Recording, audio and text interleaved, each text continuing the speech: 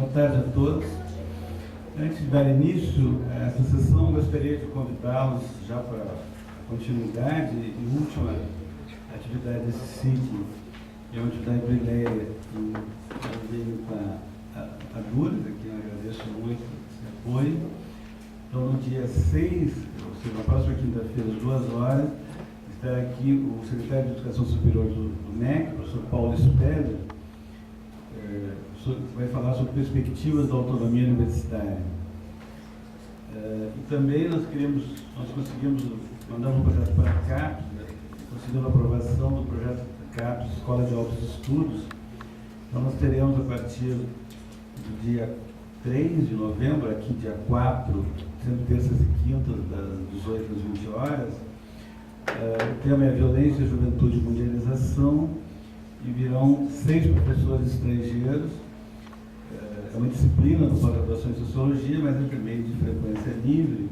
Então virão o professor Arnaud Salles, do Canadá, Alfredo Pena Veiga, de Paris, Júlio Berria, do Peru, José Manuel Vitoriano, da Universidade de Valência, Espanha, Luciano Concheiro, da Universidade Autônoma Metropolitana do México, a professora Li Chunlin, da Academia Chinesa de Ciências Sociais.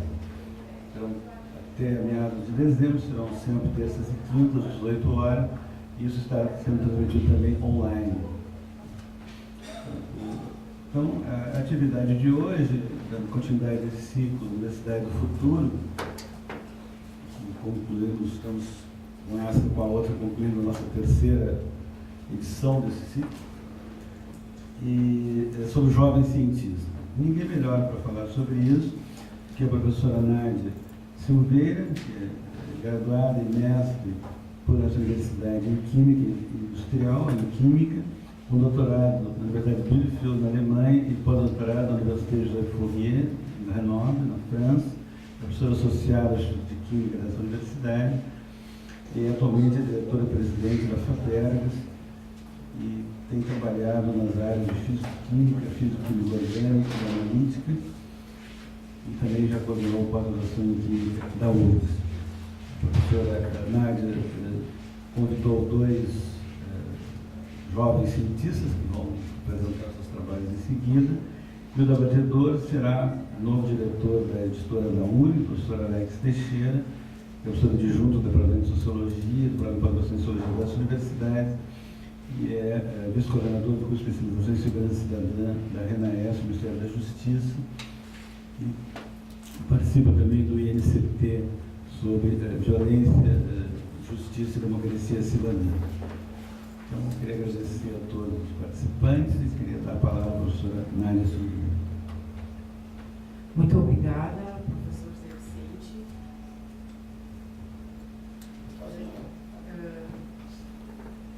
Eu agradeço mais uma vez a oportunidade de participar desses debates. Eu já estive aqui 1 ou 2 vezes, não recordo, professor, mas é sempre instigante. E eu acredito que esse tema, por ser um tema que, na minha opinião, deveria ser mais debatido, que é o papel... Ele desligou sozinho. Que é o papel do jovem no sistema científico brasileiro, e não só, né? Então, para a gente iniciar esse debate, eu imaginei que seria importante, em primeiro lugar, a gente escutar um pouco depoimentos de 2 jovens cientistas, um da área das exatas e outro das humanidades, onde alguns pontos serão colocados, né, no momento que eles fazem esse relato, para despertar a nossa curiosidade sobre alguns aspectos do seu dia a dia e da prática que eles vêm tendo e das oportunidades ou não que eles conseguiram, que eles tiveram ao longo desse período de atividade. Logo em seguida eu vou levantar alguns pontos para debate. Então eu espero que que o professor esteja de acordo, porque foi como eu imaginei que seria mais adequado colocar os jovens também a falar. Então eu gostaria de convidar primeiramente a Georgia Barcelos para fazer um depoimento. A Georgia é da área das exatas, ela vai relatar então a sua experiência.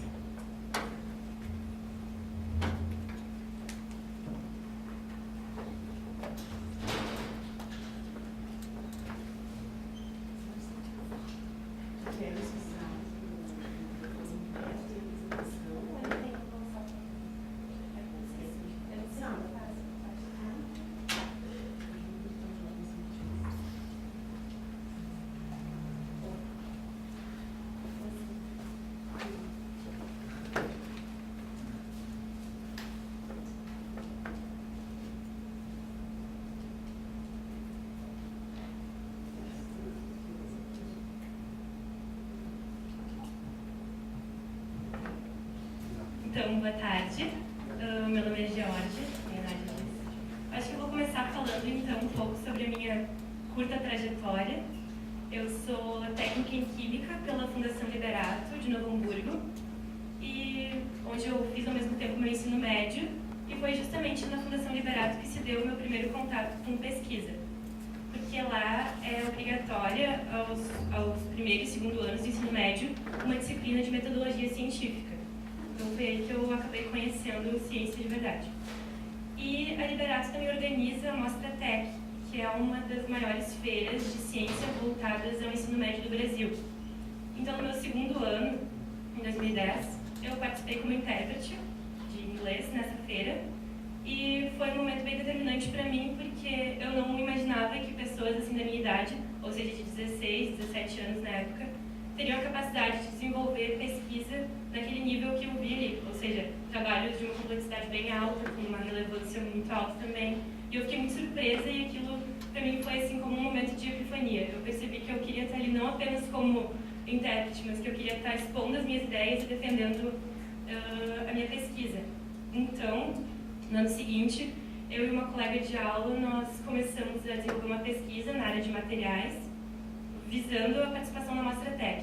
E essa pesquisa, então, se tornou, nos 2 anos seguintes, para a gente, o objetivo principal da nossa vida. Assim, a gente respirava aquilo, a gente queria que ela desse certo, e a gente acabou não apenas, então, participando de 2 Mostra Techs, 2 edições da feira, mas como também de várias outras feiras no Brasil, porque a gente participava de uma feira, acabava recebendo uma premiação, credenciamento para outra. Então foi uma série assim, de eventos científicos que eu e essa colega participamos, inclusive 2 feiras no exterior também, uma na Turquia e outra nos Estados Unidos, em que a gente também obteve premiações, e tudo isso foi muito, muito gratificante, que a gente se esforçou muito por essa pesquisa, e então colher os frutos foi muito bacana mesmo. Em termos de retorno, assim, pessoal, também foi muito bom participar de todos esses eventos, porque eu estive em contato com muitas pessoas de vários lugares, eu conheci muitos lugares diferentes, eu fiz muitos contatos, eu conheci pesquisadores renomados, foi muito bacana. E outro reconhecimento bacana, acho que vale mencionar, foi inclusive o Prêmio Pesquisador Gaúcho na categoria Técnico Pesquisador, que a FAPERGS ela oferece anualmente, né? Em 2012, eu e essa colega nós recebemos o prêmio por causa da mesma pesquisa, e teve um significado pessoal muito grande, porque foi como se eu estivesse saindo um pouco dessas fronteiras, então, das feiras de ciência, e recebendo um reconhecimento que tinha uma abrangência maior, então foi bem especial, assim. E até hoje eu acho que eu continuo colhendo os frutos de todo esse esforço dessa pesquisa que durou, ainda continua acontecendo, mas que foi mais especificamente durante o meu ensino médio, eu ainda colho os frutos disso. Por exemplo, esse ano eu tive a oportunidade de participar de um programa de imersão científica no Instituto Weizmann de Pesquisa em Israel, em que eles organizam um programa anualmente para jovens cientistas de vários países do mundo, e todos os anos 5 brasileiros participam. Então, esse ano eu tive o privilégio de ficar um mês lá no Instituto Weizmann, trabalhando com pesquisadores super conceituados, com tecnologia de ponta. Isso foi muito bacana para mim, porque estar em contato com isso, assim, com o Instituto de Pesquisa de verdade no exterior, foi uma experiência muito enriquecedora. E, bem, como eu disse, hoje em dia eu sou do curso de Química Bacharelada aqui na URGS, estou no segundo ano, e eu sou bolsista de iniciação científica no laboratório do Dr. César Petzold, de polímeros. Também está sendo uma experiência muito boa e diferente, porque a pesquisa no ensino médio funciona de uma forma, mas na graduação os horizontes são muito mais amplos, né? Então, tá vendo isso hoje em dia está sendo um aprendizado muito grande para mim, em vários sentidos. E eu acho muito bom, eu acho muito interessante que a gente tenha essa disponibilidade de bolsas. Hoje em dia, assim, se alguém tem interesse, um aluno tem interesse, falo pelo menos pelo Instituto de Química, tem interesse em ser bolsista de algum laboratório, certamente vai ter alguma vaga disponível, e isso é importantíssimo. A gente não aprende só em sala de aula, né? A gente sabe, principalmente quando a gente está falando de ciência. Então, isso é muito bom. Mas eu acho, assim, uma coisa que vale a pena colocar é que eu entrei no curso de Química me sentindo já, de certa forma, eu não caí de paraquedas, eu acho. Isso tem muito a ver com o fato de como funcionou o meu ensino médio, das coisas que eu tive na minha escola. Acho que isso foi muito importante para mim. Eu cheguei aqui já, isso foi inclusive determinante na minha escolha, porque antes eu estava no curso de Química, curso técnico, mas eu não tinha certeza se eu queria seguir na área ou não, e se eu fosse seguir eu também não sabia o direcionamento que eu ia dar. Então, mas esse envolvimento com ciência, assim, antes, e a participação nesses eventos, foi o que me deu a certeza de que eu queria fazer pesquisa. Enfim, agora eu posso dizer assim, pelo menos por enquanto eu acho que eu quero fazer isso na minha vida. Então foi importante nesse sentido também, de direcionar a minha vida profissional. E também eu acho que a gente tem muitas oportunidades assim, durante a graduação, no sentido de bolsas, de outros programas. Hoje em dia também tem muitos programas de mobilidade que estão sendo oferecidos, que eu acho que são muito importantes. Claro, a gente tem que saber aproveitar de uma forma positiva, né? Tem como aproveitar e tem também como não aproveitar. Tem que saber usar com sabedoria essas oportunidades. Mas eu acho que eu comecei a me perguntar assim, sobre a inserção do jovem na ciência. Será que eu teria escolhido essa carreira se eu não tivesse um meio propício a isso? No caso, a escola onde eu fiz curso técnico. E eu pensei, cheguei à conclusão de que talvez eu não teria. Porque eu acho que a carreira científica ela não é tão divulgada ainda. Eu acho que não é tão lógica. Quando tu chega no ensino médio, ali na época de decidir o curso que tu vai fazer, eu acho que não é tão comum pensar, eu quero ser pesquisador. Então eu comecei a perguntar como isso poderia ser melhorado, no sentido de como as pessoas poderiam estar mais, ter mais consciência dessa possibilidade de carreira. Eu acho que isso que eu comentei, de ter no ensino médio já alguma disciplina, alguma forma de já te inserir nesse meio, de ter pelo menos alguma pincelada, acho que isso é muito importante. É uma coisa que poderia ser pensada, eu acho, no futuro. É uma coisa que, para mim, foi muito determinante, assim, estar em contato com isso, ter pessoas que me falassem como isso funciona, o que é ciência. Acho que isso foi muito importante para mim, no sentido de escolha, de decidir que eu gostaria de fazer isso para a minha vida. E mesmo assim, eu acho que às vezes na graduação a gente ingressa num curso desses, mas a gente pode ver que tem muita desistência, né? Por exemplo, no curso de Química, acho que nos outros cursos de Ciência Pura também, de Matemática Pura, Física Pura. E eu me pergunto às vezes se não é um pouco por não saber exatamente como a gente acaba atuando depois. A gente, eu quero ser pesquisador, mas como isso funciona? Quais são as minhas possibilidades como pesquisador no Brasil? Eu acho que, para quem está ingressando, eu acho que isso é importante, ter mais esse debate, assim, do que, como eu posso fazer isso? Quais são as minhas possibilidades? Mesmo na graduação, eu acho que no início a gente poderia, de alguma forma, instigar os alunos e colocar essas possibilidades para eles.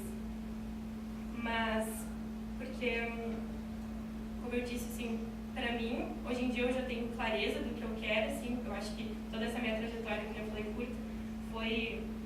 Eu acho que essa minha participação nas feiras, meu envolvimento com ciência foi uma espécie de divisor de águas, eu acho, na minha vida, porque eu acho que eu não sou mais a mesma e muito se deve a isso. Porque eu cresci muito, eu desenvolvi muita maturidade, eu acho que fiquei também mais consciente das possibilidades da nossa volta, porque eu acho que a gente tem muitas possibilidades, mas a gente tem que saber agarrar elas, e antes eu não via isso com clareza. E eu sei que não é todo mundo que vai do nada decidir, eu quero fazer isso, então por isso eu acho que às vezes a gente tem que buscar mais essas pessoas e mostrar que esse tipo de carreira pode ser bem promissor e interessante. Acho que é isso.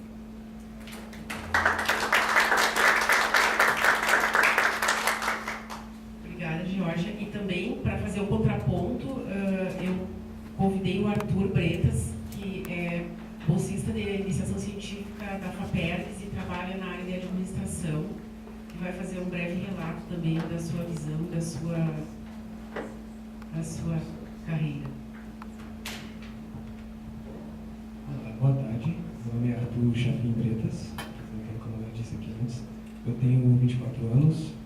Na verdade, eu sou de Niterói, no Rio de Janeiro. Moro há 1 ano e 10 meses aqui em Porto Alegre. E achei bem interessante, eu fico até um pouco acanhado com todo o currículo da Georgia que ela falou aqui. Mas é interessante porque realmente é um bom contraponto. Eu, a minha vida inteira, estudei em escola pública, então desde o ensino fundamental e ensino médio também tudo em escola pública, e não tive realmente uma boa base com relação a isso. Para mim, desde sempre eu tive a ideia de fazer algo voltado, queria ser realmente cientista e tal e tudo mais. E em 2009 foi a primeira faculdade que eu comecei. Eu cursei para Ciência de Computação na UFES, no Espírito Santo. Eu morei durante muito tempo mais próximo do Espírito Santo, no noroeste do Rio, do que propriamente da capital. E no ano seguinte eu acabei me mudando para Vitória para fazer o curso de Engenharia de Computação. Lá eu tive muito pouco contato com a área realmente científica. Eu, por pouco tempo, tive um trabalho voluntário dentro do laboratório de redes do Centro Tecnológico. E acabei me frustrando dentro dessa área, não sei, talvez por uma questão de não ter tido muita base, que é uma coisa que ela comentou. E acabei realmente desistindo dessa área. E depois fui me reencontrar como um cientista, justamente numa área que eu jamais imaginei que eu poderia ser chamado até de cientista, que é dentro da área de Ciências Sociais Aplicadas, que é a administração. Nunca imaginei que poderia haver essa possibilidade.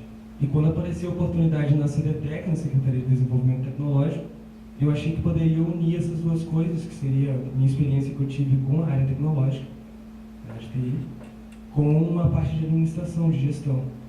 E tem sido uma experiência realmente muito importante para mim, muito boa para mim.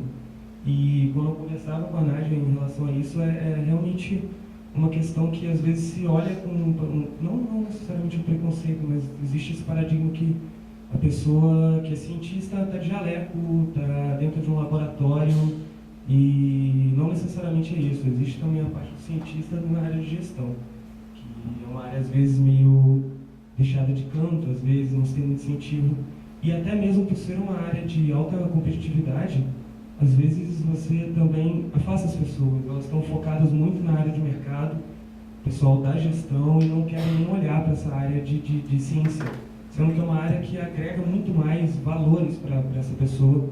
Normalmente você vai pegar na área de gestão, você vai entrar dentro de qualquer tipo de bolsa, não bolsa, mas no caso no estágio, e vai ficar praticamente repetindo a mesma coisa. Vai entrar, vai aprender uma certa coisa para se fazer e vai fazer aquilo de uma maneira metódica e repetitiva. Dentro da CDTEC eu tenho uma experiência maravilhosa realmente de estar sempre aprendendo coisas novas dentro da área. Por ser também uma área multidisciplinar, eu trabalho lá com pessoas de várias áreas da engenharia, engenharia civil, engenharia de produção e engenharia química, e posso estar aprendendo com isso, sempre aprendendo coisas novas. E, enfim, e a minha bolsa é a bolsa da FAPEGS, lá pela CDTEC, e é uma bolsa de BIT, de Tecnologia e Inovação. Até parece estranho, né, um estudante de administração fazer uma BIT, mas é bem diferente isso. E a gente trabalha justamente nessa área de mapeamento tecnológico, na área de levantamento de dados para mapeamento tecnológico da universidade, das incubadas, das empresas incubadas. E o que eu tinha para falar era basicamente isso. Eu não preparei muita coisa também e tal, mas é mais realmente sobre essa questão do olhar do cientista como não necessariamente a pessoa das exatas de dentro de um laboratório, necessariamente como a gente tem esse paradigma de achar. É basicamente isso mesmo. Muito obrigado.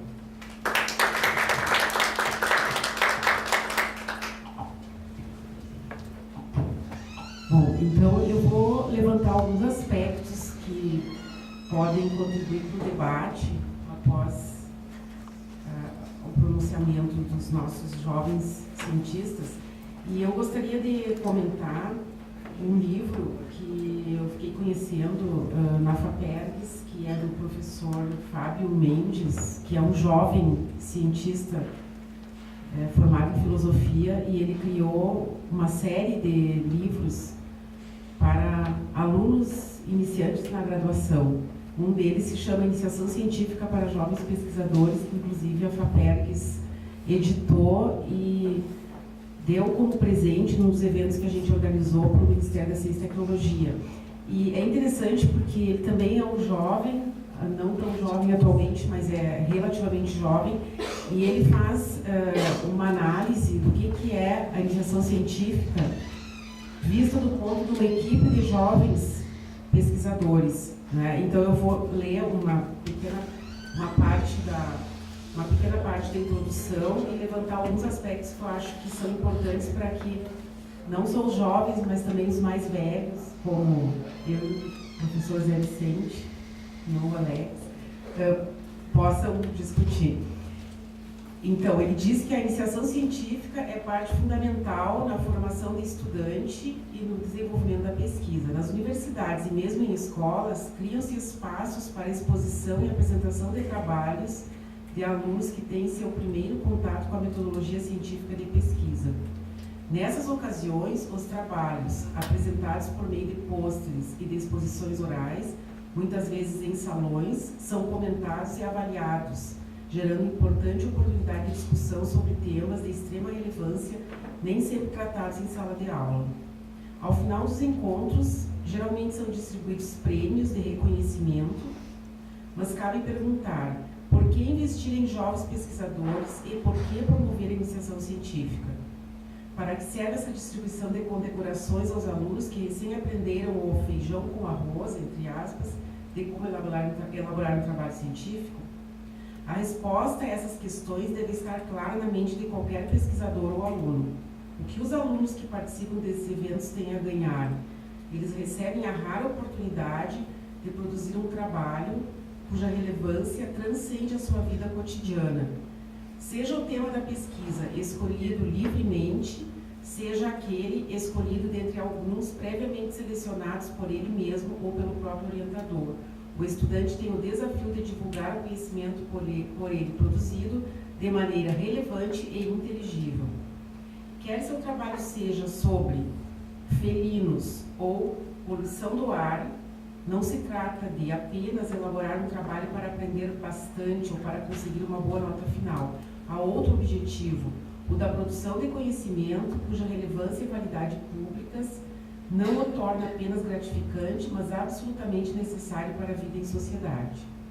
A habilidade de comunicar-se de forma clara, de colher informações e extrair delas o conhecimento, apontando para os passos seguintes da pesquisa, é, sem dúvida, o que diferencia e cada vez mais irá diferenciar as pessoas na sociedade. A informação tão abundante traz a necessidade de que a pessoa seja capaz de organizar essa massa de dados e dar-lhe alguma utilidade. Sem tal capacidade de organização, o aluno poderá tornar-se passivo, ter dificuldades diante de decisões importantes ao longo da vida, seja na família, no mercado de trabalho ou no exercício da cidadania. Assim, a iniciação científica é uma oportunidade para o aluno obter muito mais do que prêmios e reconhecimentos. E esses são apenas meios de incentivo. É a oportunidade para o desenvolvimento de habilidades que lhe propiciarão mais espaço na sociedade. A capacidade de produzir um trabalho científico denota um avançado nível de autonomia no aprendizado. Da parte das instituições de ensino superior que promovem a iniciação científica, também advêm benefícios, pois os membros das comunidades também se qualificam. O fato dos pesquisadores serem jovens e as pesquisas não apresentarem muitas vezes algo inovador não diminui a importância do evento, pelo contrário, está se formando futuros pesquisadores que desde cedo se exercitam no campo da pesquisa. O aproveitamento geral desses alunos tende a melhorar, o que qualifica o trabalho produzido dentro e fora da sala de aula. Promover, pois, esses eventos é uma boa forma de divulgar o que é produzido pelas instituições de ensino superior e escolas, funcionando como uma espécie de publicidade não fictícia do compromisso dessas instituições com o papel que lhes cabe. Aliás, é bom lembrar que tais instituições não possuem apenas a finalidade de produzir conhecimento, mas também de tornar esse conhecimento acessível à sociedade. A qualidade dos trabalhos de iniciação científica pode, portanto, ser um bom termômetro da qualidade da instituição. Finalmente, sabe-se que o objetivo da iniciação científica é produzir e promover o conhecimento e as habilidades necessárias para divulgá-lo. O aluno que irá participar de um evento deve estar certo de que há muito mais a ganhar do que a satisfação em atender às expectativas de pais e professores.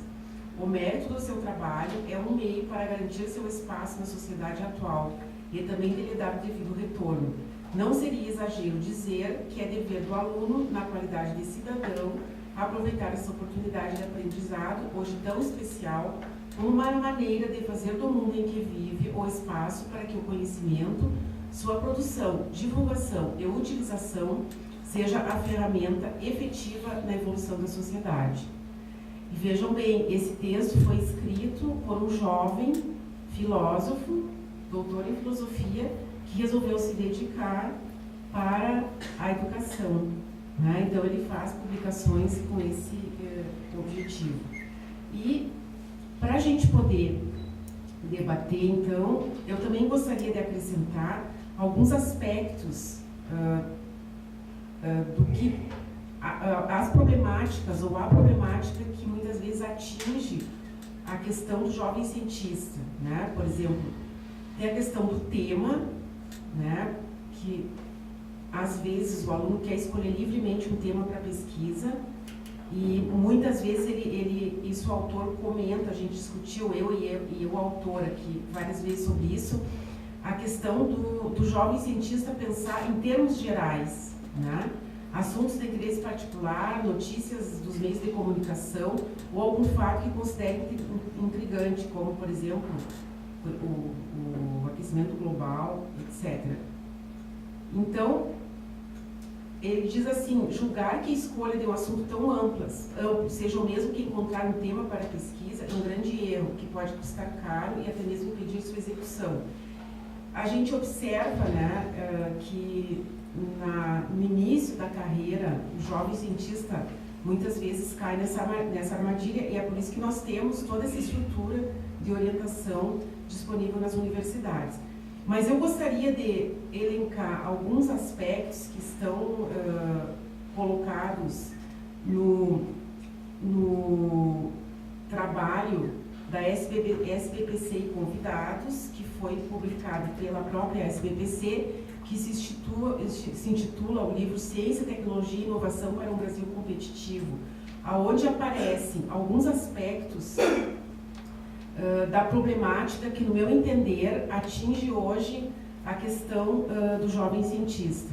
A primeira delas é que a gente observa, quando a gente vai para a parte da educação superior, né, aquilo que os nossos cientistas sênior debatem e como é colocada a questão, como foi colocada a questão no ano de 2011, quando foi publicado o livro da educação superior, um dos objetivos, então, que deveria ser dado ao Brasil seria duplicar cursos de licenciatura, principalmente em Física e Química, e traçar uma política para aumentar a qualidade dos cursos e diminuir a evasão das engenharias e ciências exatas. Né? Preconizava também expandir o sistema de formação de pesquisadores e dando também uma maior flexibilidade aos programas de pós-graduação.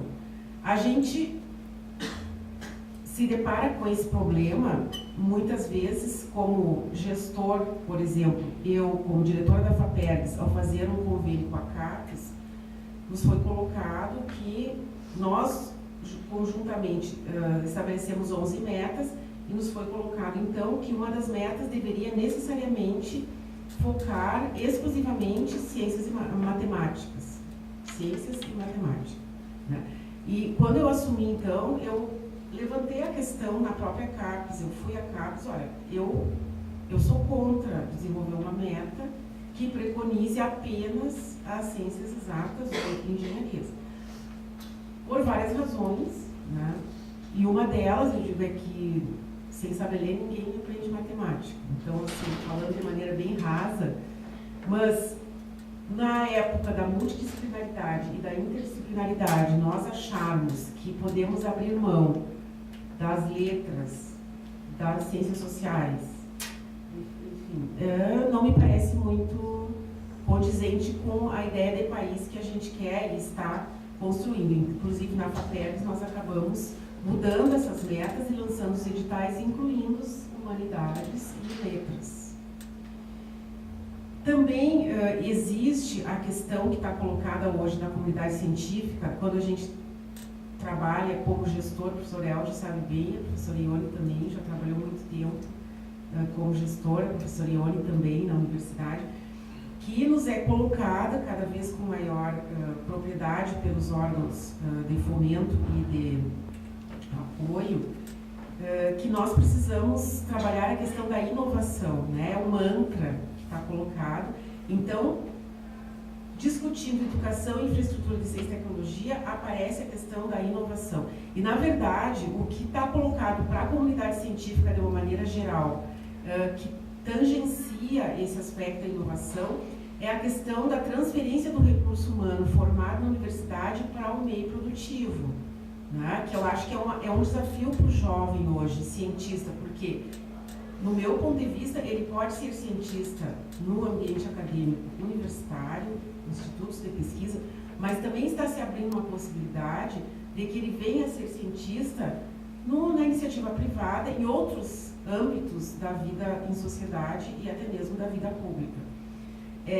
O que tem sido discutido, então, a nível dos gestores, na CAPES, no CNPq, com as fundações de amparo à pesquisa, é a questão de que nós estamos formando, e a gente sabe isso em todo o Brasil, acadêmicos com uma excelência reconhecida mundialmente, mas que em termos de absorção desse recurso humano altamente especializado, o nosso mecanismo de absorção está chegando num esgotamento. O que isso significa? São ciclos, né? Atualmente, as universidades foram criadas novas universidades, foram ampliadas as nossas universidades federais, nós contratamos vários novos doutores. Entretanto, esse sistema está entrando num certo esgotamento, por questões óbvias, nós não podemos ampliar o sistema indefinidamente. E se trata aqui, então, de apontar para o jovem cientista, no caso já doutor ou mestre, onde ele vai trabalhar, né? Como ele vai fazer para alcançar para chegar nesse posto de trabalho. Então, acho que essa questão foi levantada pela Geórgia de uma maneira subliminar, né? Primeiro, a vontade de ser cientista.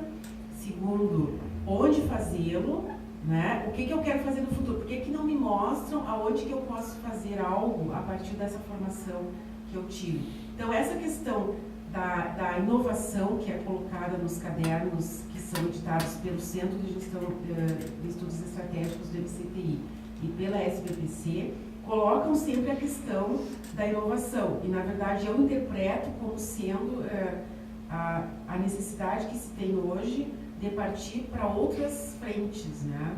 Não apenas mantermos nossos alunos, nossos filhos científicos num ambiente que a gente conhece muito bem. Mas eu também gostaria de levantar uma questão que tem afetado a vida do jovem cientista e tem afetado o desenvolvimento do próprio país, na minha opinião. Nesse livro, os autores colocam que a história da pesquisa e da inovação no Brasil não seria de muito sucesso, né, um sucesso relativo, porque a gente tem vários exemplos de pesquisadores que na época não foram reconhecidos como tal, ou que pessoas que foram empreendedores que na época não foram reconhecidos como tal, o que acabaria tendo atrasado o desenvolvimento do país nesse sentido, né, tanto do ponto de vista da ciência quanto do ponto de vista da transferência do conhecimento.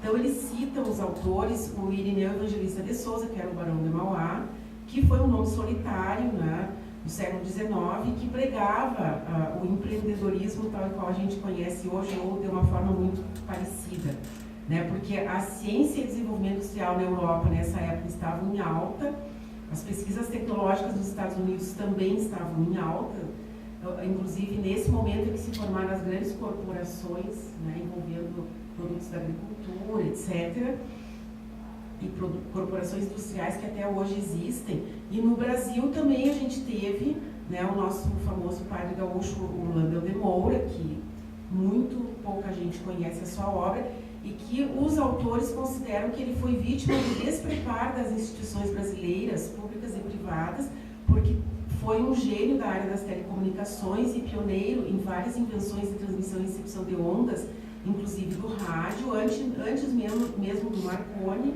Né? Em 1904, ele registrou 3 patentes nos Estados Unidos e não teve nenhum apoio do governo brasileiro. Então, chegou a ser ridicularizado, dizem os autores aqui, com base, é claro, numa bibliografia autorizada aqui, não é?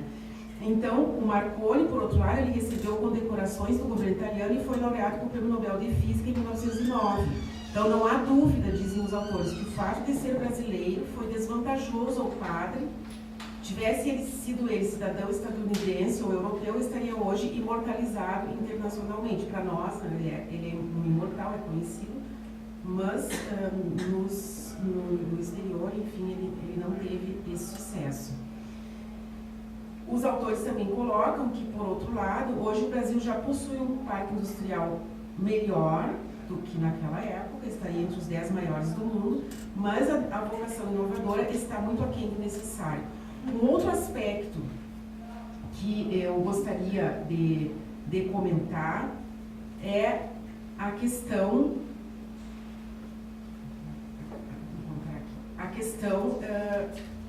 que é discutida no segundo capítulo, que é a questão dos aspectos que tangenciam a educação no Brasil, a educação básica, que é essa questão que está levantada, que foi levantada inclusive pela Geórgia. De que forma nós estamos preparando o jovem cientista? Né? Ele inicia nos primeiros anos do ensino ou ele seria apenas um aluno? Poderíamos chamá-lo de pequeno jovem cientista? Qual é a priorização que nós, enquanto sociedade, estamos dando para essas atividades no nível fundamental? Né? Inclusive, nesse censo de 2011, eu não procurei o censo mais atual, mas não deve ter mudado muita coisa. Dados parciais do nível de ensino, o número de professores no ensino infantil estava em torno de 400 mil no Brasil, no ensino fundamental 1.500.000 e no ensino médio profissional 500 mil profissionais atuando. Né? Então, é uma questão que também a gente deve se colocar, aliado ao fato de podermos analisar, e nós temos hoje acesso a esses dados, quantos recursos por aluno nós estamos investindo de fato. Se comparado com outros países, o Brasil ainda se mantém aquém da necessidade. Então, eu acredito que esses aspectos, primeiro, da tradição do Brasil de fomento à ciência, ou seja, em que medida nós estamos realmente reconhecendo os trabalhos dos nossos cientistas de uma maneira ampla e restrita. Nós temos, claro, a Academia Brasileira de Ciências, nós temos as organizações, nós temos as fundações, nós temos as universidades, mas qual é o mecanismo que nós temos, e se é que temos, algo que extravase esses ambientes e possa realmente reconhecer muitos estudantes que têm atividades importantes e passam, que ao longo de sua vida não venham a poder atuar como cientistas ou não têm seus trabalhos reconhecidos e por isso migram para outras atividades, né, que foi o que aconteceu em termos com o Arthur. Eu tenho até outros aspectos para colocar aqui, mas eu acho que a gente poderia partir para o debate, para colocar mais especificamente a questão da FAPERGS, já que eu estou na FAPERGS por enquanto, e de que forma a gente encarou, né, o Conselho Técnico Administrativo, esse desafio do jovem cientista. Num primeiro momento, a gente ampliou o número de bolsas de iniciação científica e o número de bolsas de iniciação tecnológica para todo o estado do Rio Grande do Sul. Num segundo momento, a gente procurou garantir a distribuição regional das bolsas, ao ponto que nós estamos hoje financiando 55 instituições. Nós temos 27 universidades e centros de pesquisa e mais umas 25 instituições que são instituições de pesquisa ou instituições, enfim, que puderam se credenciar na FAPERGS, e isso fez com que o recurso fosse realmente distribuído na forma de bolsas de iniciação científica. Também nós criamos com a CAPES 2 programas piloto para incentivar, por um lado, a formação dos professores de ensino médio fundamental, que foi o programa de apoio a programas de pós-graduação com mestrado nas áreas de ciências, matemáticas e humanidades. Humanidades, pode agradecer a essa que vos fala. Nós adicionamos, né? Uma brincadeira, né? Mas eu realmente fiz força para que a gente pudesse ampliar.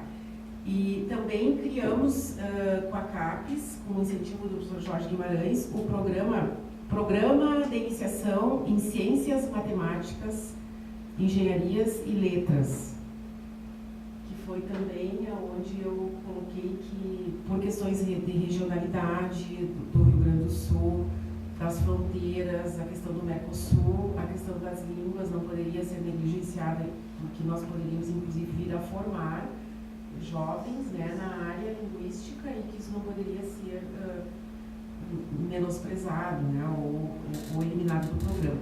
E nesse programa de iniciação em ciências matemáticas, engenharias e letras, a gente repassa um recurso para um pesquisador de uma universidade, um pesquisador reconhecido, que vai trazer para dentro do seu laboratório 2 professores do ensino público gaúcho, seja ele municipal ou estadual, não importa. Esses professores recebem uma bolsa da CAPES de R$ 750 mensais e mantêm a sua atividade na escola, e também trazem para o laboratório do professor universitário 6 alunos da escola pública que recebem bolsas da FAPERGS, da Iniciação Científica Júnior, de R$ 150 mensais, que é um auxílio para deslocamento, etc. Então, esse foi um programa que a gente fez pensando na formação dos jovens, crianças, né? E as bolsas de mestrado em Ciências Matemáticas e Humanidades são mais voltadas para os professores. Então, a gente conseguiu que eles tivessem licença parcial, mantivessem suas atividades em parte nas escolas e pudessem receber uma bolsa de mestrado em programas nas áreas afim.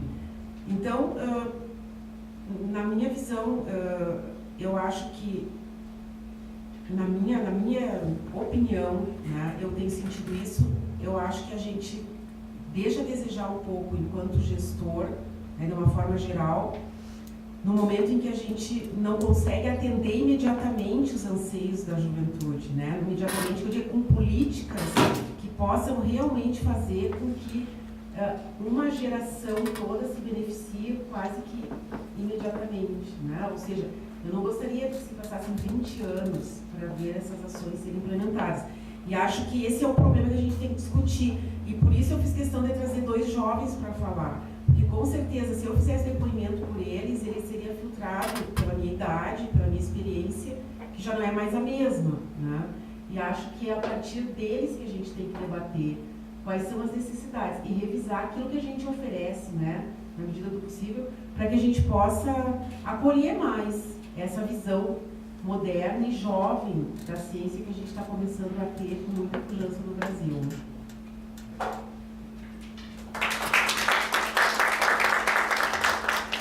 Obrigado, professora Nádia. Então, passaria o professor Alex, depois outra parte. Boa tarde a todos e a todas. Agradecer ao professor Vicente a oportunidade de estar nessa mesa hoje. Acho que fiquei na posição do meio, assim, né? Já não fui mais considerado jovem, não posso mais ser considerado sênior. Agora que você conhece ser diretor da editora, assim, um pouco mais né, de respeito, enfim, mas me chamou a atenção as falas, eu achei muito interessante, né, que trouxesse as vozes vivas de quem está chegando, transitando na universidade, né, porque, embora possa ser difícil de acreditar, não faz tanto tempo assim também que eu sei da graduação, mestrado, doutorado, e alguns desses relatos imediatamente me fizeram montar conexões com a própria trajetória. Claro que aqui um pouco mais atravessada pelo fato de ser das ciências sociais, né? Ou seja, eu sou, nesse sentido, formado sou um cientista social formado pela URGS e trabalho atualmente no Departamento de Sociologia como professor. E sou de uma geração em que esse aspecto, ou um dos aspectos que foi levantado aqui da questão das bolsas, era de fato um divisor de águas entre quem teria a condição de seguir, principalmente nas atividades mais de vamos dizer assim, né, sem uma aplicabilidade concreta assim que ganhar do canudo, né? Ou seja, os cientistas sociais, né, o pessoal que trabalha com materiais, está lá na ponta, fazendo pesquisa de ponta, que talvez possa vir a ser, né? E isso de alguma forma se conecta com um segundo aspecto que foi aqui importante falado, que é um pouco desse desconhecimento que a gente tem ainda, que eu acho que faz parte um pouco da nossa trajetória como nação, né? Um pouco desse desconhecimento que, afinal de contas, faz um cientista. Que profissão é essa? Muito bem colocado pela Georgia, né? O que vai ser quando crescer? Né? Aquela velha pergunta. E que eu acho que estamos caminhando para um destino diferente a partir das políticas que vêm sendo implementadas ultimamente no país, mas ainda tem muito para andar, né? No sentido de alguém ter a oportunidade, como a Georgia teve, de ter contato no ensino médio, né, com uma atividade muito próxima, claro, algumas peculiaridades e tal, do laboratório, etc., mas uma atividade muito próxima daquilo que pode vir a ser feito na graduação e que não é direito, que não é medicina, e que não é as famosas profissões, né, dos vestibulares disputados, etc. Até mesmo a questão do vestibular está mudando. Mas eu queria retomar então essas considerações todas, chamando atenção para essa questão das bolsas, porque, só para fechar o que eu tinha iniciado a falar, que de fato, para a minha geração, que se formou no final do século passado,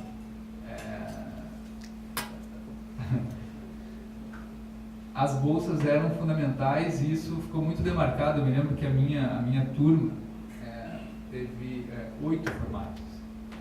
Ou seja, o pessoal que entrou comigo no vestibular formou 8 pessoas e não por coincidência eram exatamente os 8 colegas que se inseriram em grupos de pesquisa, em laboratórios de pesquisa nas ciências sociais, né? E tiveram acesso às bolsas de iniciação científica. Vale lembrar que naquela época ainda fazia mais sentido essa questão, porque uma bolsa de iniciação científica era um salário mínimo e meio, né? Então, de fato, era uma alternativa concreta, né? A possibilidade de você ter que disputar o teu horário com o mercado de trabalho, etc. Mas elas eram muito escassas. E, então, havia uma clara cisão. Eu lembro de vários colegas com os quais eu perdi contato exatamente porque não tinham a bolsa e nessa área nossa foram se perdendo pelo caminho. Os outros, alguns deles são meus colegas atualmente no departamento aqui da Sociologia da universidade, outros estão em outras universidades a partir da última expansão que houve, né, os concursos no ensino superior. E então essa questão das bolsas de fato é uma questão muito concreta, né, muito visível. E também só para aproveitar um pouco do depoimento do Arthur, essa questão, né, que na verdade também está na fala da Georgia, né, sobre o que é ser, primeiro sobre o que é ser estudante nessas áreas em que você tem uma bolsa e você trabalha no laboratório, trabalha vinculado às dinâmicas, às vezes um pouco atravessadas, correrias de pesquisa, que você tem que vir à noite, vai ter outro dia que você não necessariamente precisa estar lá e tal. Eu me lembro que o pessoal, quando eu estava nessa etapa de formação, principalmente na etapa do mestrado, finalizando o mestrado e tal, já pensando na entrada no doutorado, mas que já tinha de alguma forma essa sequência, esse aprendizado do que é pesquisa, por ter tido iniciação científica, por estar vinculado ao laboratório de pesquisa, etc. E vinham sempre aquelas perguntas, assim, de vez em quando era uma quinta-feira à tarde, que, bom, não tinha aula, não tinha nenhuma emergência de pesquisa, tu podia ficar uma tarde fora, vamos dizer assim, do horário de trabalho, né? E aí vinham aquelas perguntas, hoje você não está trabalhando, o que está acontecendo? Tem algum problema lá, você está fora, o que aconteceu? Um pouco esse desconhecimento, né, às vezes, dessa questão do que é trabalhar em ciência, essa questão do trabalho como uma perspectiva muito fabril, muito do trabalho, talvez, do escritório, do horário, né, de entra às 8, sai às 6. Quem trabalha em pesquisa sabe que esse negócio de horário não funciona, né? Às vezes tem emergências que você tem que virar fim de semana trabalhando, não tem hora, tem o edital, vai fechar à meia-noite, tem que mandar, agora é mais drástico, né? Vai fechar. o sistema fechou, ninguém mais manda nada. Então, mesmo essa questão do horário, esse desconhecimento, né, por outro lado, que é o trabalho do cientista, isso ainda não só está no jovem que está no ensino médio, mas está ainda muito nas pessoas, na sociedade em geral. As pessoas ainda têm uma certa dificuldade, inclusive, né, nesse sentido de, a não ser para aqueles que têm um familiar ou já tem, né, alguém trabalhando na área, né, de dizer, olha, talvez, quem sabe tu vai fazer química, quem sabe tu vai fazer física. Não é propriamente uma instrução assim do pai e da mãe, quando o cara está lá perdido no ensino médio, pensando o que vai fazer para entrar, né? Só, olha, sabe o que tu vai fazer? E nesse sentido, devo confessar que a minha entrada nas ciências sociais foi um quase acaso. Né? Eu tinha um colega que tinha entrado para o curso de filosofia, que por sinal também, apesar de na filosofia também teve bolsa, também teve trajetória, agora depois foi fazer mestrado e doutorado na economia, recém ingressou no departamento de economia aqui da nossa universidade também. Mais uma história dessas que converge para esse perfil, né? E ele tinha entrado na filosofia aqui e tal, e aí me disse, olha, tem um curso aí que é Ciências Sociais, e pelo que a gente já se conhece e tal, eu acho que poderia ser um curso para o teu perfil. E aí tudo aconteceu. Mas refletindo um pouco sobre perspectivas, né? Tanto no que diz respeito a essa dimensão da gente estar aparentemente ampliando a escolarização do país, né? Pelo menos em nível superior, isso é inegável, né? A ampliação tanto do acesso aos cursos, né? O aumento do número de alunos, como o acesso aos ex-alunos, agora então professores e tal, pela ampliação dos concursos e tudo mais. Mas eu estava de alguma forma formulando esse argumento e o ponto final da professora Nádia foi exatamente nesse sentido, né? Quer dizer, de algum modo a gente parece que houve uma disputa sobre um modelo de orientação de uma política nacional de educação, ciência e tecnologia, que tem dado seus efeitos e parece ter sido mantida, mas ao mesmo tempo essa elasticidade tem um certo limite, né? Quer dizer, os professores doutores da minha geração estão aparentemente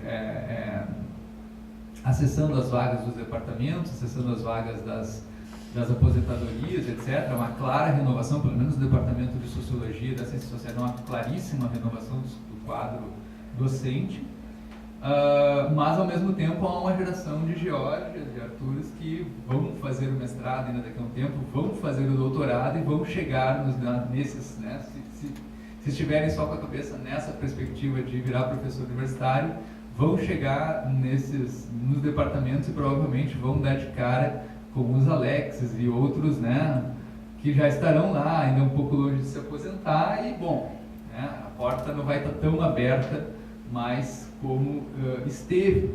E isso não é uma questão né, necessariamente de nenhuma guinada na política de acesso a esse mundo, mas de uma questão de esgotamento mesmo. Quer dizer, houve, ainda acho que há margem ainda para um pouco mais, mas não há margem disso para sempre. Quer dizer, o ponto que eu queria chegar é que me parece que é preciso que a gente pense, e isso tem uma conexão direta com a experiência que a Geórgia teve, né?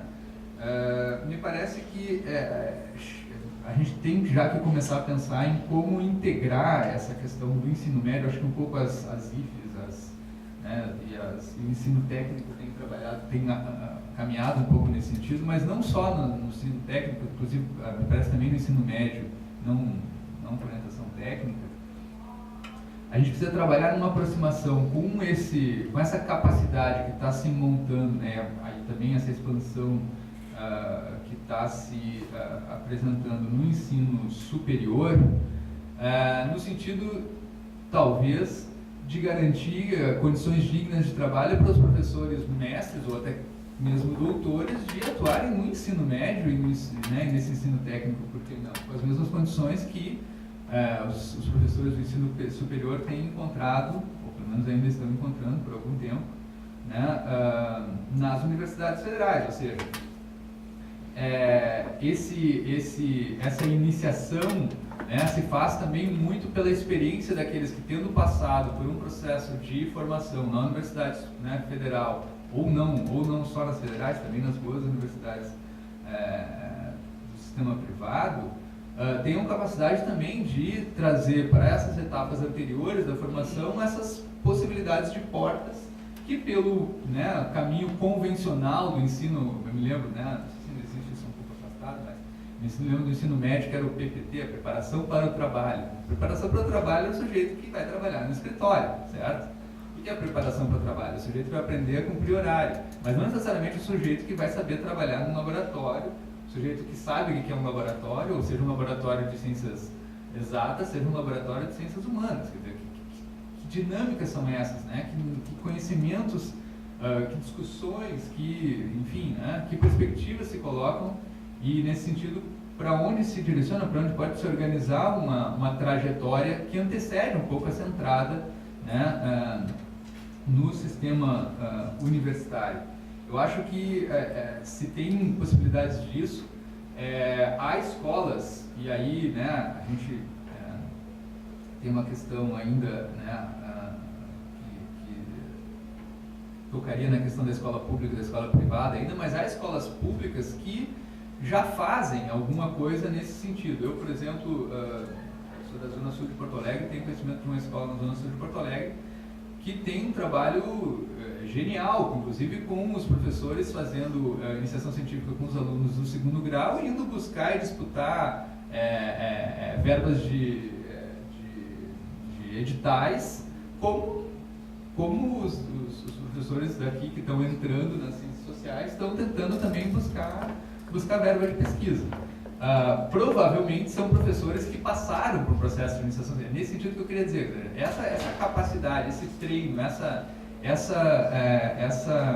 esse conhecimento acumulado de como é que funcionam essas instâncias no ensino superior, acho que elas podem também iluminar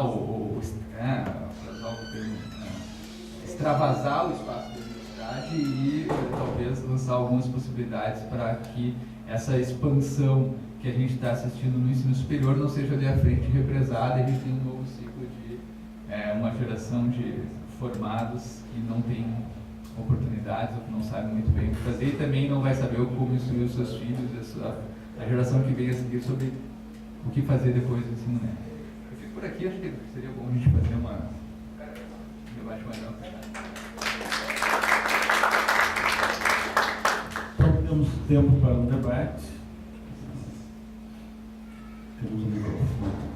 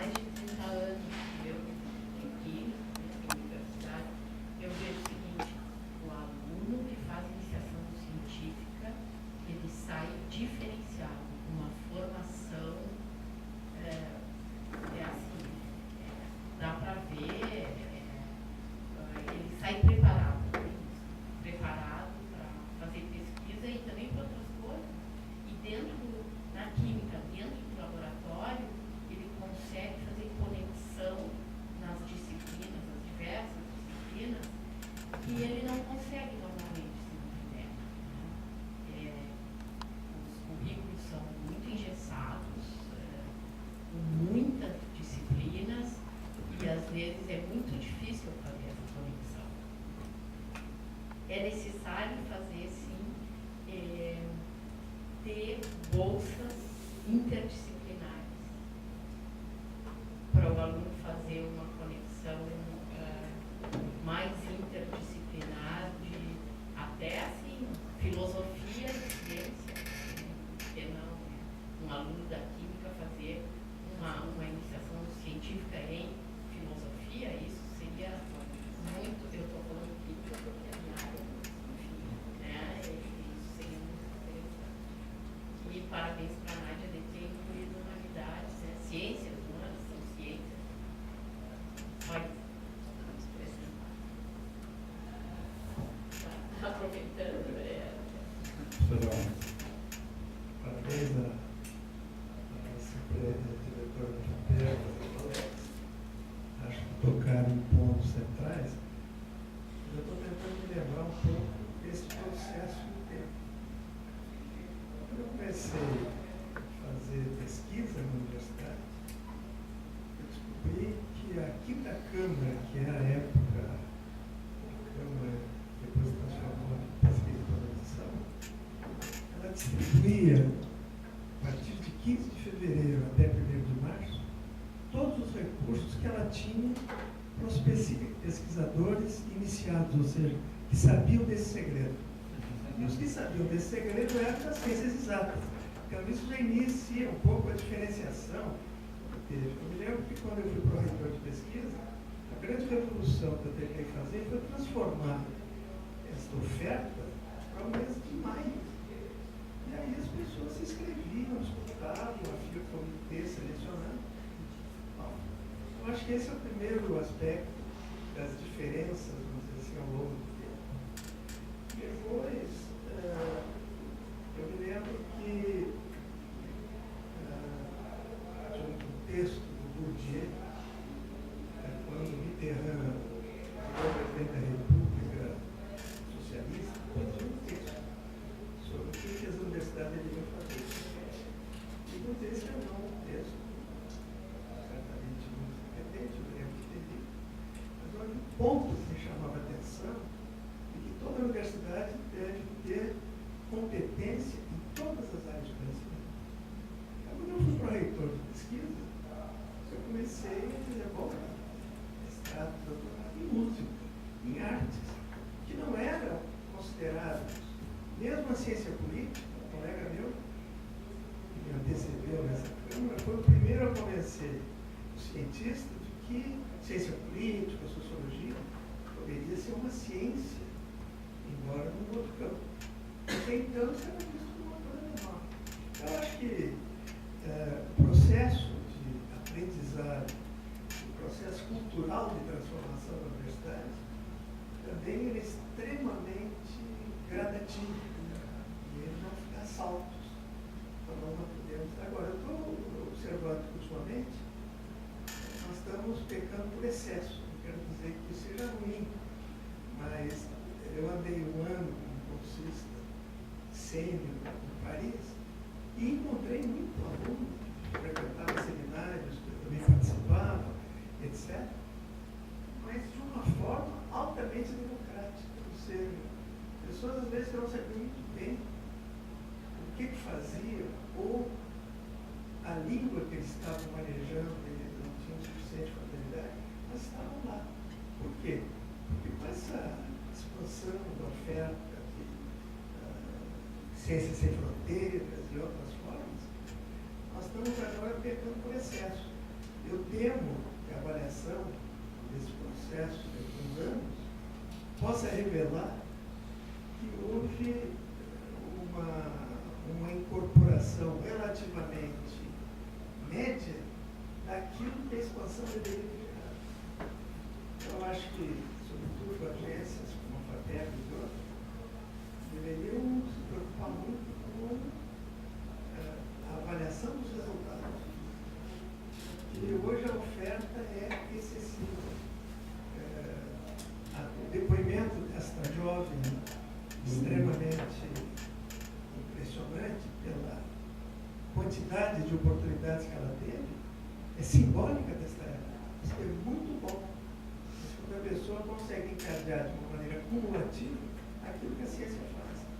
Agora, se isso se transforma numa espécie de quiprocó, as pessoas começam a saltar segundo as oportunidades, isso aí pode gerar perda de recursos preciosos num período em que nós estamos reproduzindo no Brasil aquilo que a ditadura militar fez naqueles anos negros. Então, nós sabemos que havia no Brasil, a partir de 70, aquela reforma famosa, 40 mil bolsas para o exterior. E eu que participava de CNPq, essas coisas, eu sabia, os cientistas também são inteligentes, as 40 mil não eram dinheiro, que daria 40 mil, e no ano seguinte poderia se transformar em 30. Não, era uma meta física. Tinha que ser 40 mil, independente do custo que teria no ano seguinte. Pois bem, após a distribuição, após a doação, mestrado e doutorado, na iniciação científica, e foi se abrindo, que antes também era uma coisa fechadinha, ligado ao professor que era da área tal, que estava no projeto do CNPq, depois se resolveu fazer grandes convênios com as universidades, vamos de iniciação científica. O Jorge Guimarães é um dos autores dessa ideia. A iniciação científica é fundamental em todas as áreas e de uma maneira mais ampla. Se sabe por umas estatísticas que eu não sei se hoje ainda vigora, 70% de alunos de iniciação científica vão fazer mestrado e depois doutorado. Então, realmente, tem um efeito de reprodução importante. Então, eu diria que aquelas 40 mil chegavam no final do ano, quando se avaliava, o Brasil não conseguia ter colocado 35 mil bolsas das 40 mil, porque não havia um mínimo de qualidade para oferecer a 5 mil finais. Esse dinheiro era jogado em outras áreas. Isso durou 5, 6 anos, 7 anos. E foi o que permitiu aquilo que o Alex falou, a primeira expansão. Eu faço parte, toda essa geração que está se aposentando, essa primeira expansão. Não só todos foram para o exterior, ou fizeram doutorado na Europa, nos Estados Unidos, na América Latina, ou mesmo no Brasil, mas havia uma instituição que se expandia. E aí essas pessoas foram absorvidas. Agora não adianta ter oportunidade se a universidade não está expandindo vagas e oferecendo tudo. Então nós estamos num momento, que não se sabe quanto tempo durará, mas sem dúvida é um momento promissor.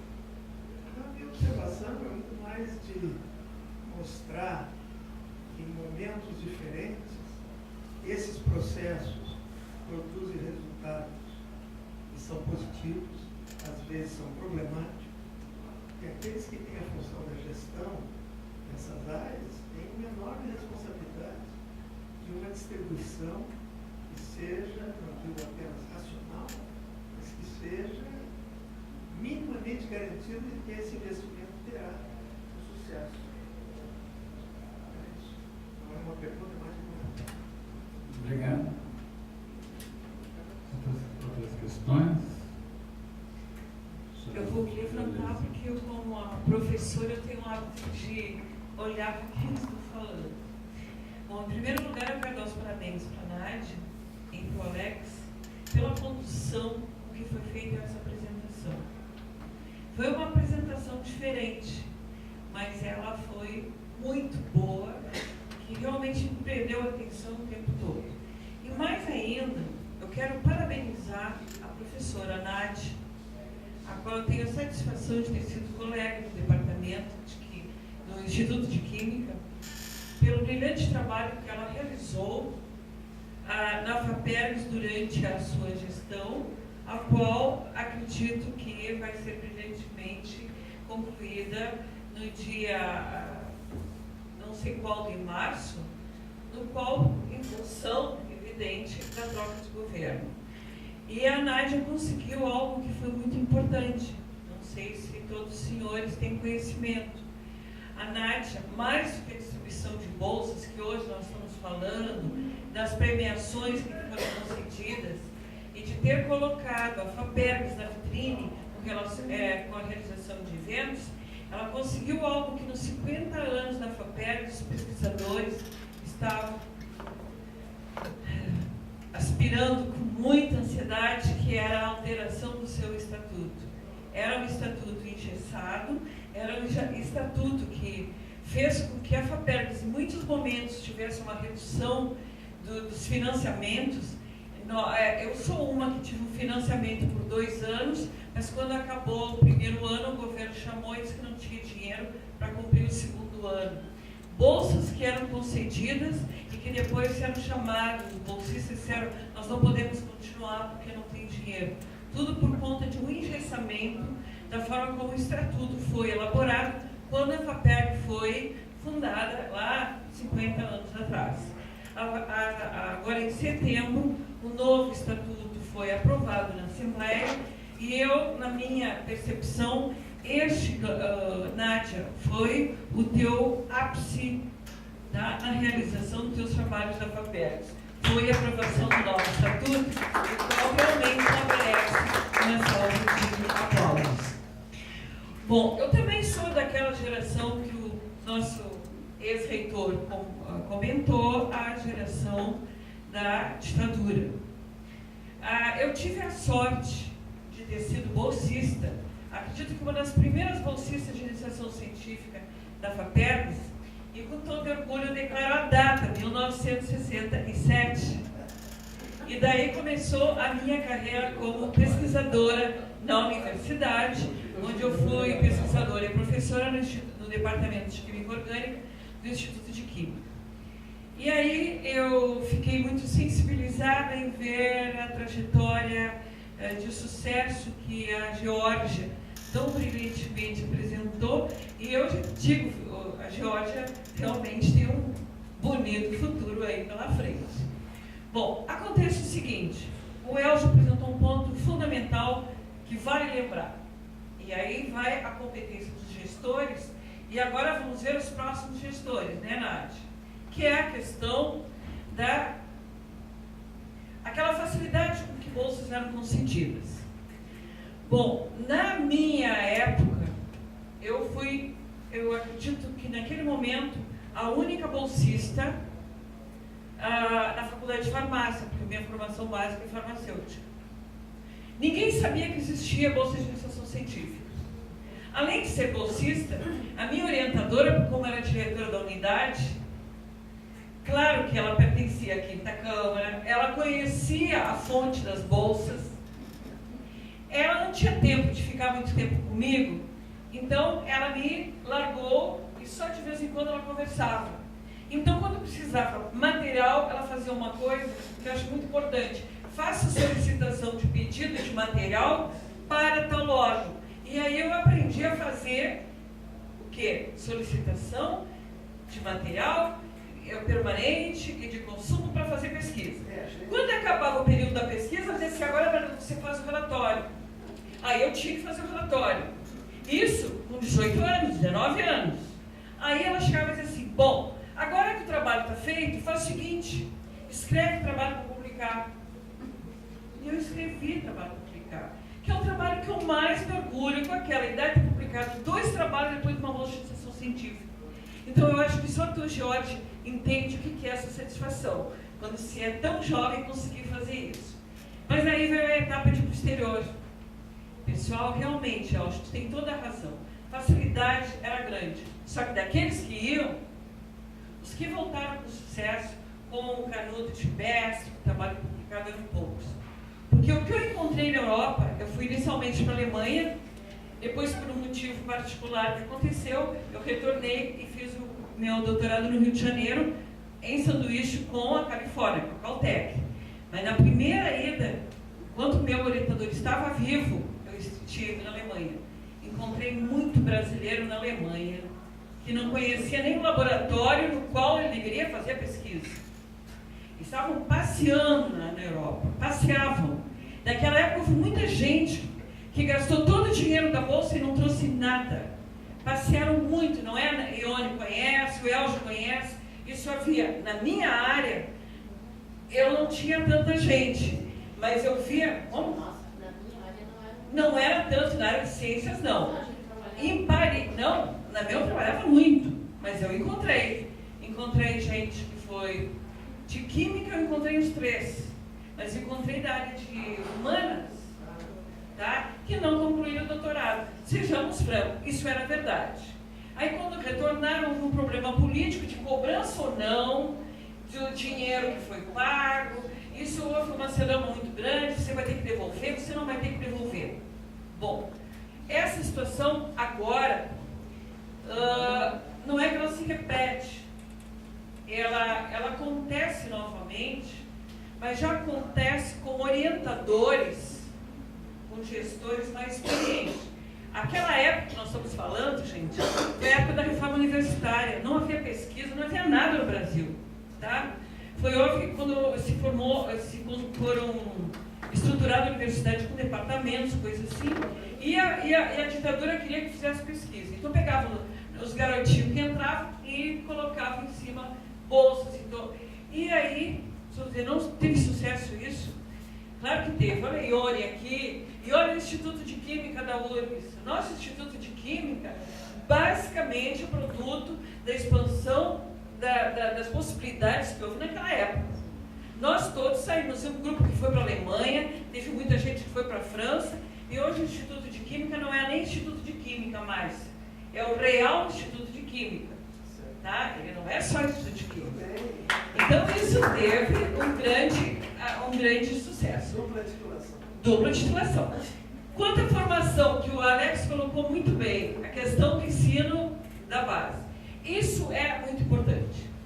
A Geórgia, se eu fosse professora atualmente do Instituto de Química e a Geórgia aparecesse por lá, eu iria pegar a Geórgia para mim. Literalmente eu ia chegar a Geórgia, eu quero que tu trabalhe comigo. Ela tem mesmo que tu não tivesse as tuas premiações. Por quê? Porque eu tive alunas que foram da Liberato. E aluno da Liberato, gente, no laboratório é uma maravilha. Eles vêm, em 2, 3 meses, eles estão gerenciando o laboratório com a gente. É uma formação excelente. E aí vem o que tu falaste, Alex. Por quê? Olha os professores que estão na Liberato.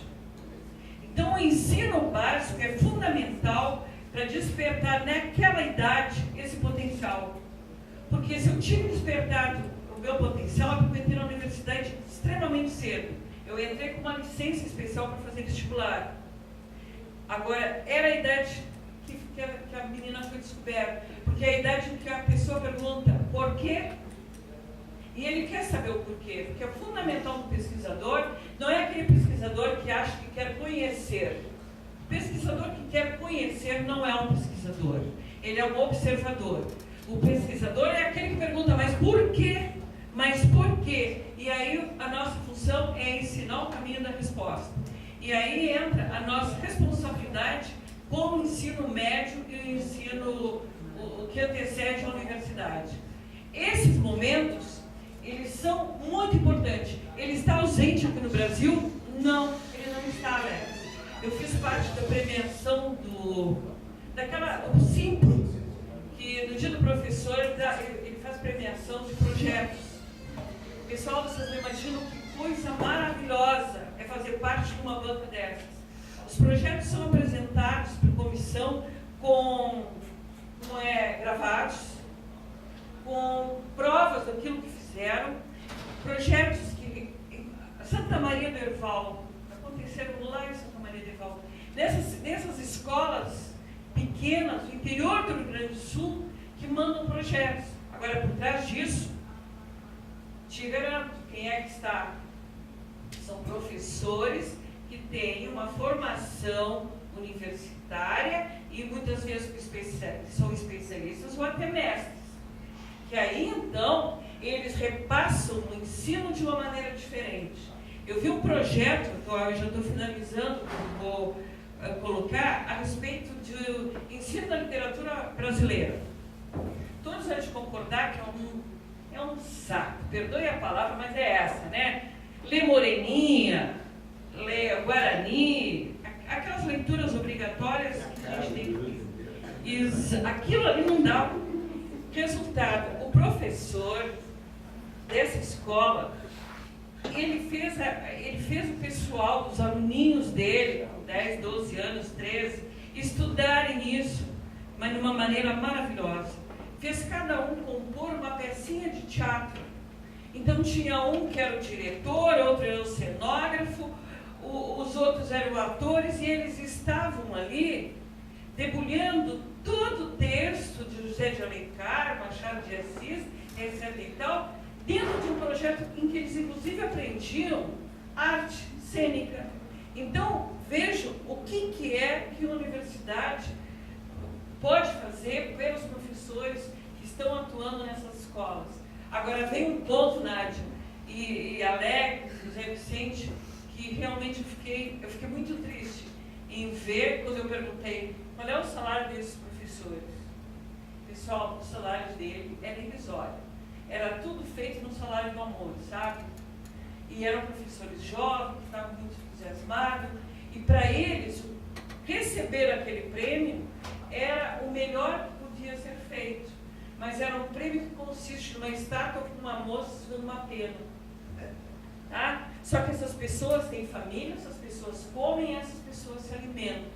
Então eu vejo que é a nossa percepção que é muito importante nós na universidade, assim como nós vemos a Geórgia se preparando e a previsão é olhar para o nosso futuro de trabalhar na universidade, que nós lutemos para que o salário desses professores sejam tão bom ou quase tão bons quanto nós.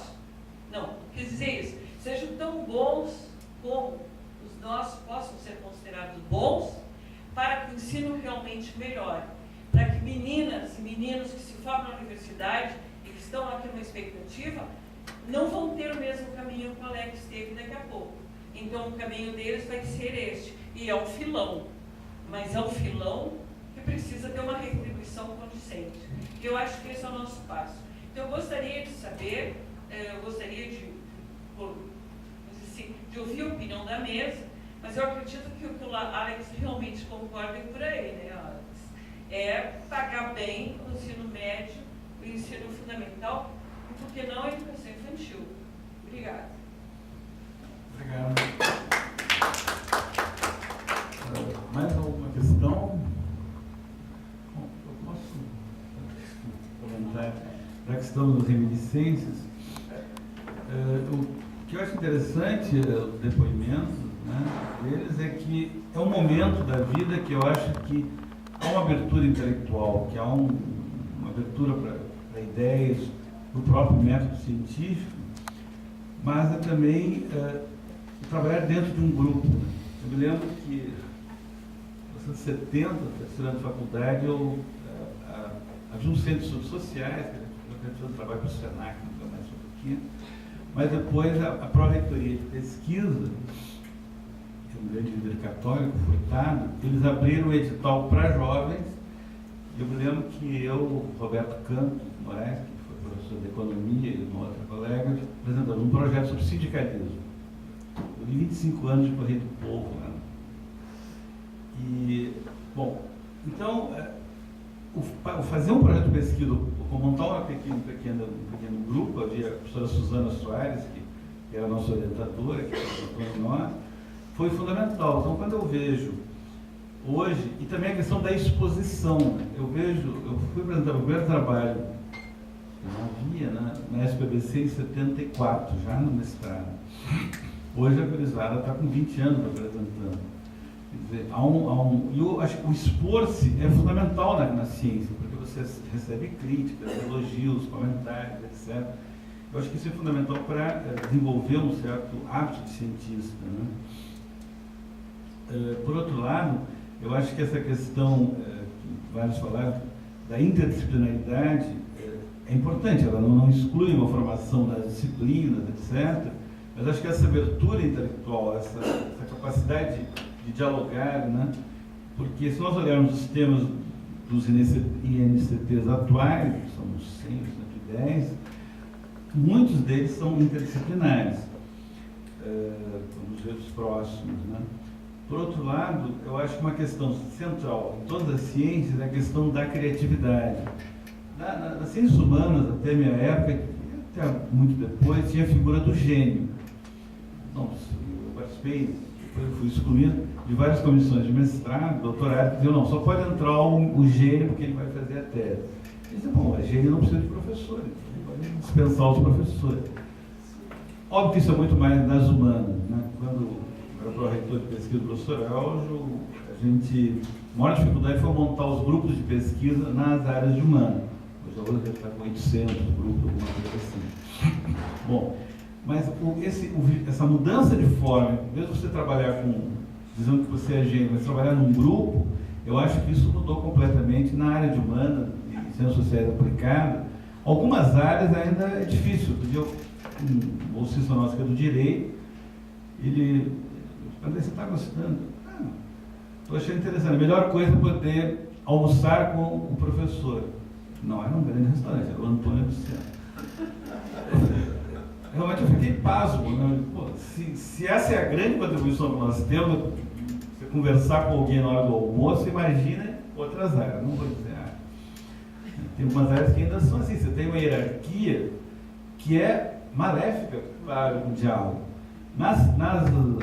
No mundo hispano-americano ainda é muito assim. Eu lembro que pela SPBC, nós somos vários, teve 3 ou 4 encontros com a SPBC, com a Sociedade Argentina de Ciências, ou Academia também. Eu me lembro que a Academia Argentina de Ciências tinha que morar em Buenos Aires para ser membro da academia. Segundo, eu nunca vi um aluno nesses encontros. Era só professor, né? Todos muito engravatados, muito elegantes. Você não tinha aluno. Né? Isso, pelo menos, nós temos. Nossas atividades sempre estão, pelo menos, abertas aos alunos e tudo. Eu acho que, para concluir, essa questão do ensino médio, o professor Lígio Amaral teve aqui outro dia, ele mostrava que tem um fio de saco, tem um problema que é, para aumentar, há uma crise do ensino médio brasileiro. 20% dos jovens em idade escolar não estão nem na escola, nem trabalhando, pelo menos no trabalho formal, a geração nem, né? Que existe na China, existe na Espanha também. Agora, se você aumentar a oferta do ensino médio, segundo os dados que ele mostrou, você tem um déficit de professores, pelo menos de ciências e matemáticas. Então, eu acho que a nossa responsabilidade para o ensino médio é também aumentar a formação de professores. E não é fácil, pelos relatos que eu tenho, há uma certa crise da licenciatura na própria URGS. Né? Então, eu acho que essa é uma questão fundamental. Valorizar a licenciatura. Na área de sociologia, pelo menos, agora o pessoal está montando um mestrado interinstitucional em licenciatura em sociologia. Eu acho que eu faço parte. Né? Que eu acho que é ótimo. Né? Mas há um problema, e essa talvez seja uma grande contribuição da universidade. Porque, no fundo, o que nós precisamos despertar é a criação científica, a inovação científica. Senão nós vamos estar reproduzindo. E eu acho que o nosso grande problema, como dizia o ex-reitor de Montevidéu, do grupo Montevidéu, Broveto, e houve um encontro da Unesco sobre isso, que é como você fazer a expansão universitária com qualidade e com pertinência social. Eu acho que esse é o desafio que eu acho que a gente tem que levar aos novos governantes locais e nacionais.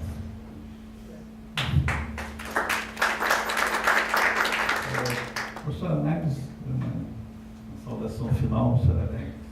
Bom, gostaria de agradecer mais uma vez a oportunidade de estar aqui e dizer que, só para finalizar, o professor Eljo e a professora Maria Luísa tocaram no assunto, na questão da oferta de oportunidades, né? Felizmente, professor Eljo, eu fui num evento da Faculdade de Economia nesses tempos, que eu acho interessante a opinião dos economistas sobre a conjuntura política, né? E foi debatida essa questão dos modelos econômicos, né? E, sem dúvida, existe um paralelismo entre algumas ações que se tem hoje com governos anteriores, inclusive alguma coisa da época do regime militar, mas eu acho que, na minha opinião, a conjuntura é completamente diferente, né? Hoje nós temos 100 mil bolsas, é uma coisa, e há 30, 40 anos atrás termos 40 mil bolsas era outra situação.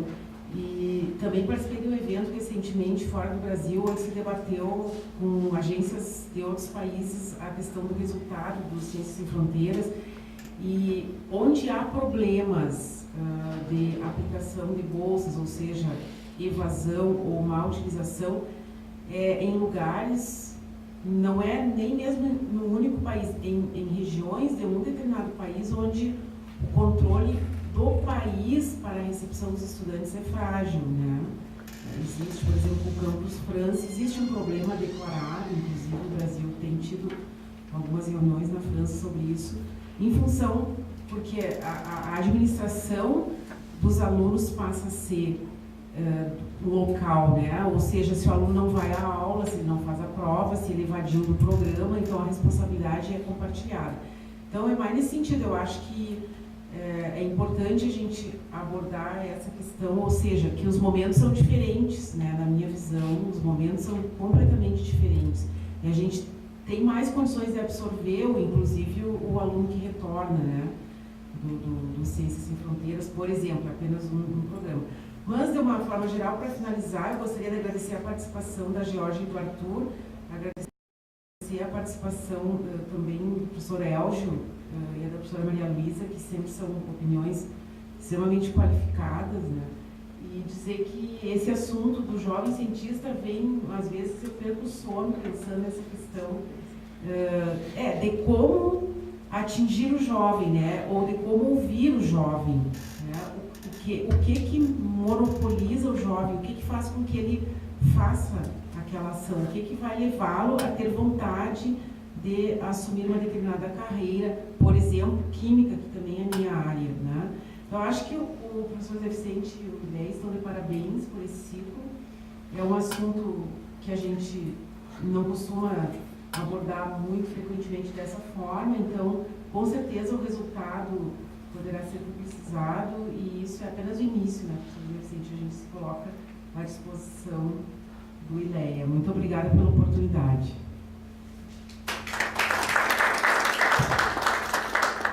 Bom, reiterar o agradecimento e parabenizar o ILEA por mais essa iniciativa que debateu o tema dos jovens. Eu também sou coordenador aqui de uma RIF, uma rede interdisciplinar sobre jovens.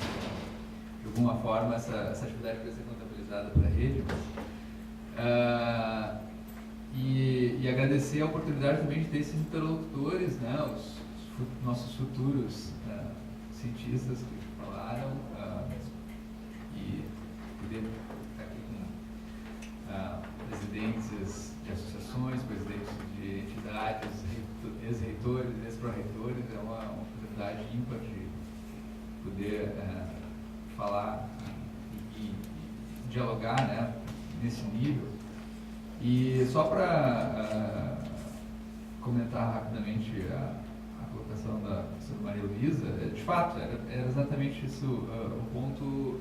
Passa inevitavelmente por uma questão de valorização salarial, sim. A gente sempre fala, olha, valorização salarial, e há estudos inclusive que mostram a questão de que só o salário não melhora a qualidade do ensino, mas nesse caso, especificamente, a gente tem um fosso, né? É um absurdo, assim, uma coisa desumana, e aí a gente poderia até ir para um argumento bem econômico mesmo, né? Quer dizer, como é que você estimula alguém a, daqui a pouco, fazer uma especialização ou um mestrado e almejar trabalhar no ensino médio? O cara não vai, né? Até porque, e aí era o segundo ponto, né? Na verdade eu estava muito com um olhar voltado, pensando nessa expansão que a gente está tendo no ensino federal, ou seja, no ensino público, né, superior. A minha colocação é exatamente no mesmo sentido do ensino público médio, porque você foi no evento do Simpro, o Sindicato dos Professores do Ensino Privado, né? Então, existe também uma distância muito grande nesses espaços. Por isso, eu fiz questão de mencionar essa escola que eu sei que é pública, lá da Zona Sul, que faz um trabalho um ponto fora da curva, né? Reconhecido, inclusive, a tal ponto que, enfim, é uma escola, chega a ser uma escola disputada por pessoas que teriam condições de pagar uma escola privada e fazem, enfim, a opção porque mas isso é um ponto fora da curva, né? E eu acho que a gente estaria exatamente nesse momento, talvez ainda não com a emergência, mas com as condições, talvez, exatamente inspiradas por esse movimento que a gente tem no ensino superior, né? Esse encaminhamento que teve, de seguir esse avanço e ampliar, e fazer irradiar esses avanços para o sistema de ensino como um todo. E é isso. Obrigado. Bom, nós só queremos convidar todos a tomar um chá ali na nossa sala de convívio. E todos. Tem chinês, tem gaúcho, só não tem chimarrão.